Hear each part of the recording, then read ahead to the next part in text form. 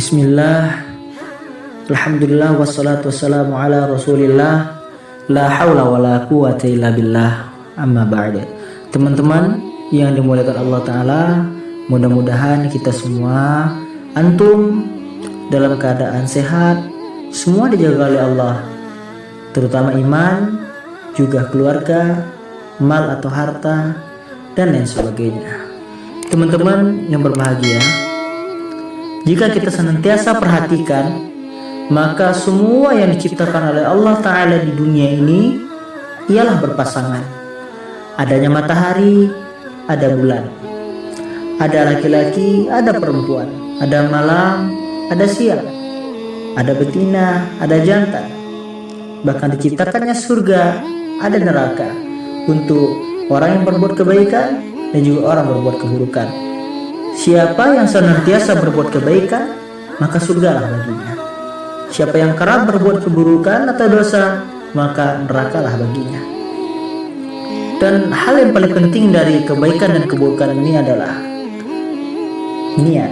Ketika kita melakukan niat, yang terpenting dalam melakukan kebaikan ialah keikhlasan kita kepada Allah Ta'ala.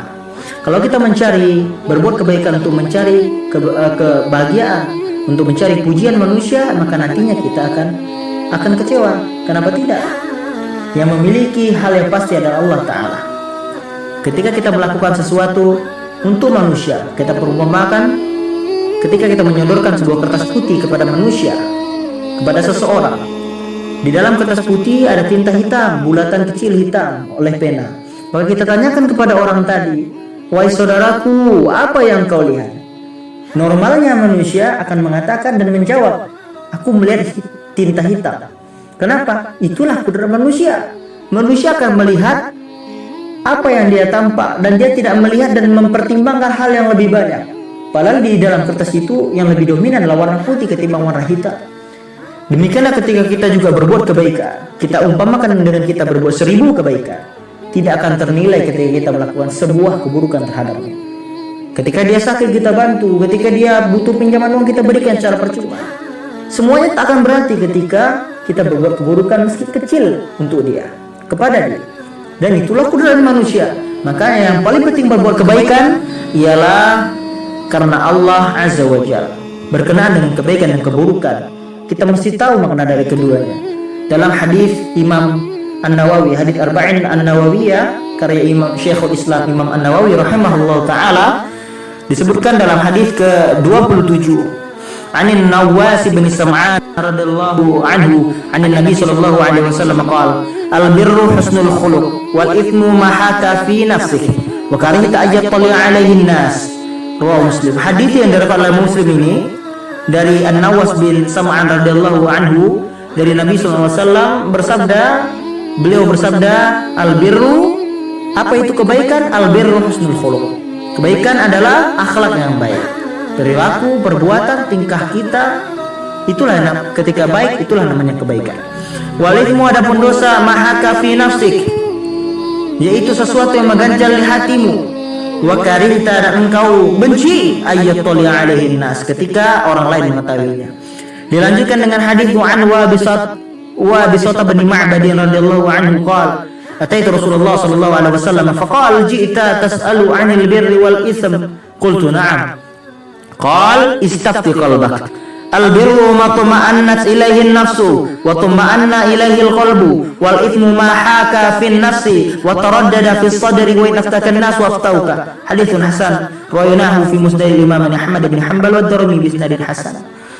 Disebutkan dari Wabisah bin Ma'bad radhiyallahu anhu, beliau berkata, ataitu Rasulullah sallallahu alaihi wasallam, aku mendatangi Rasulullah sallallahu alaihi wasallam.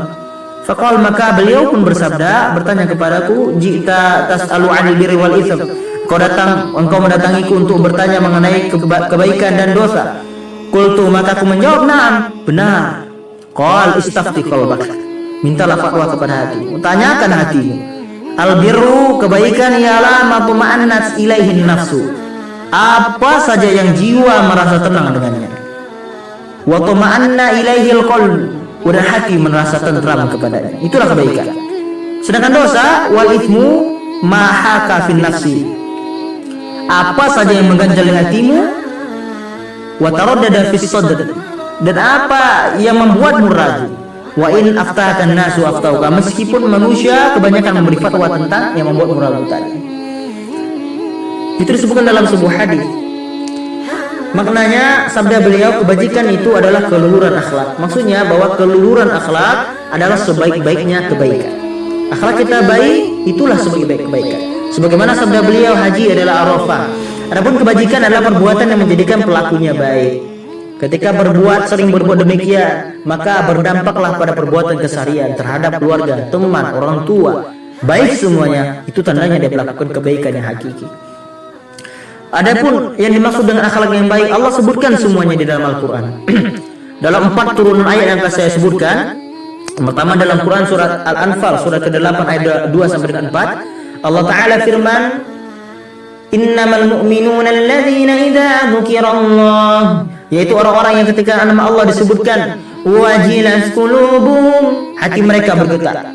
Wa idza tuliyat alaihim, ketika dibacakan ayat-ayat Allah, ayatuhu, tanda-tandanya kekuasaan Allah, kauniyah dan qauliyah, Al-Quran, hadis, atau tanda-tanda kekuasaan Allah, bumi, langit, laut dan lain sebagainya, bencana alam sampai keindahan alam semuanya dibacakan, diperlihatkan, ditampakkan, zadatum imana, maka bertambahlah imannya. Wa ala rabbihim yatawakkalun, dan hanya kepada Allah lah mereka bertawakal.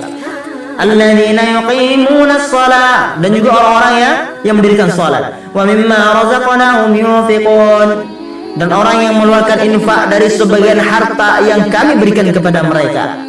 Ulaika humul mu'minuna haqqan, mereka itulah benar-benar orang mukmin.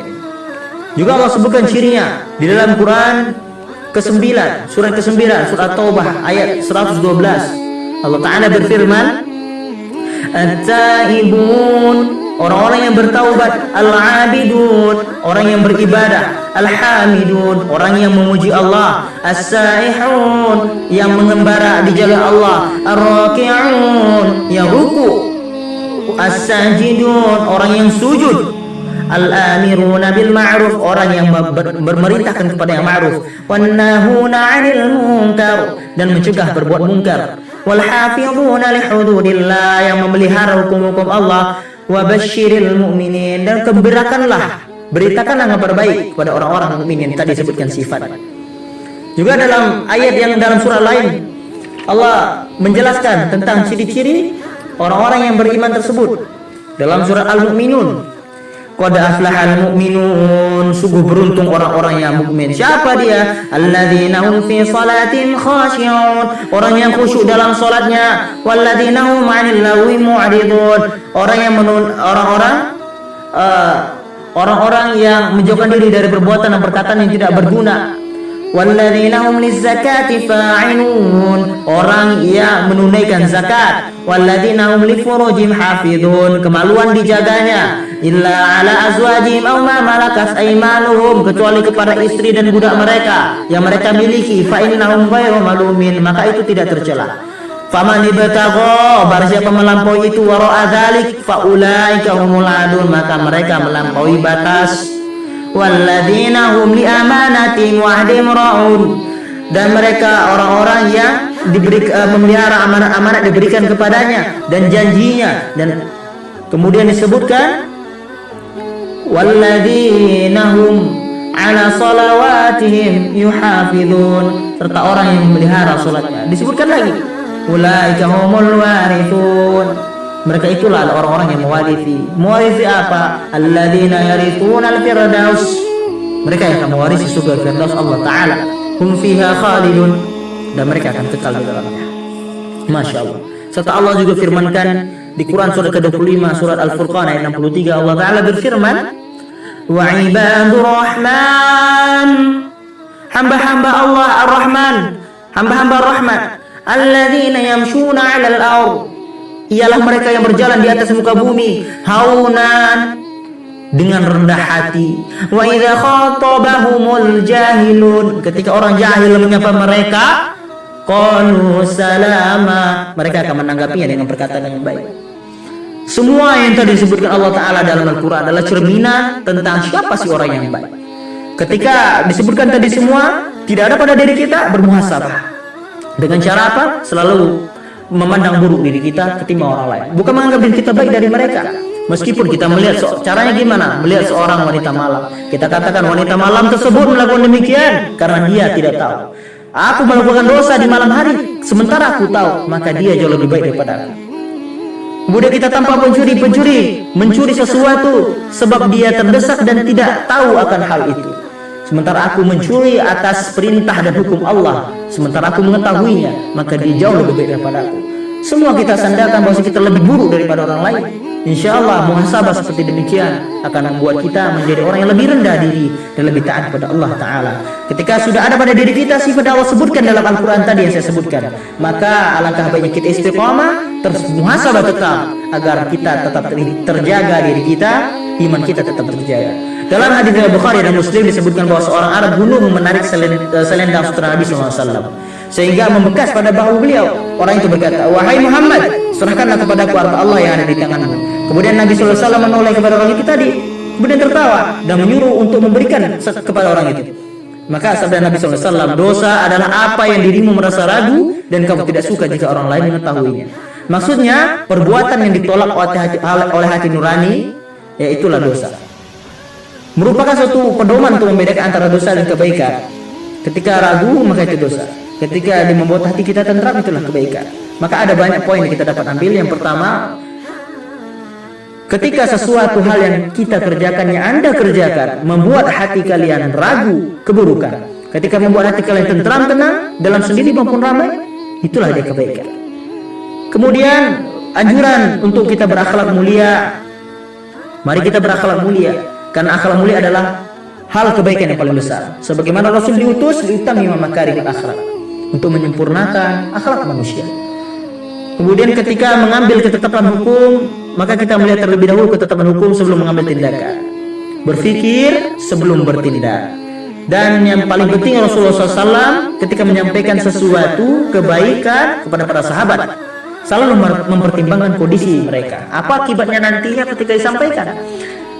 Baik teman-teman sekalian, jadi dalam hal ini senantiasa kita yang pertama adalah perbaharui niat, ikhlas melakukan kebaikan untuk Allah Azza wa Jalla. Ketika kita melakukan sebuah kebaikan karena manusia, ingatlah kekecewaan akan menanti kita.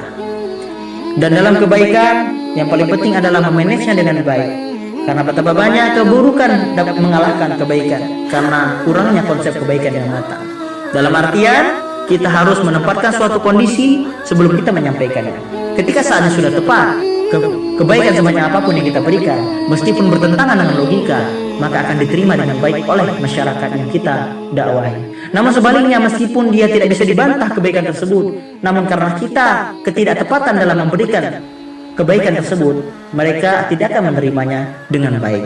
Dan teruslah berusaha dalam berbuat kebaikan. Berbuat kebaikan bukan masalah kamu pandai, bukan masalah Anda belum cukup ilmu. Berbuat kebaikan adalah masalah Anda mau atau tidak. Semua ada di tangan Anda, teman-temanku, dia bilang Allah Ta'ala. Dan jangan pernah takut ketika Anda berbuat kebaikan tidak ada pengikut. Karena betapa banyak nabi yang berbuat kebaikan dan menyuruh kepada kebenaran, mereka tidak memiliki pengikut.